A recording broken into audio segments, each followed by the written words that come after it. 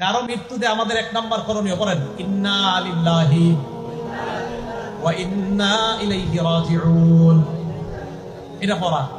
দুই নাম্বার করণীয় বুখারী শরীফের 1284 নাম্বার হাদিস থেকে একটা দোয়া শিখাবো, আজকে থেকে এটা পড়বেন।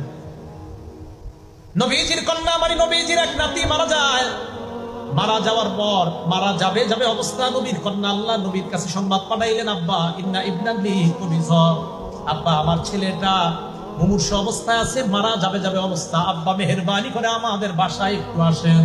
বুখারীর বর্ণনা। নবীজি জবাব পাঠায়া দিলেন, যাও আমার কন্যাকে সালাম দিবা, সালাম দিয়ে বলবা, পড়েন ইন্না লিল্লাহ, ইন্না টান দিয়ে না, বলেন ইন্না লিল্লাহ মা আখাযা ওয়া লাহু মা আ'তা, আবার ইন্না লিল্লাহ মা আখাযা, যেটা নিয়ে যায় এটাও আল্লাহর, বলেন যেটা রেখে দেয় এটাও আল্লাহর। তো নবীজি শিখিয়ে দিলেন ইন্না লিল্লাহি মা আখাযা, যেটা নিয়ে গেছে আল্লাহ এটাও আল্লাহ, ওয়া লাহু মা আ'তা, যেটা আল্লাহ রেখে দেয় এটাও আল্লাহ।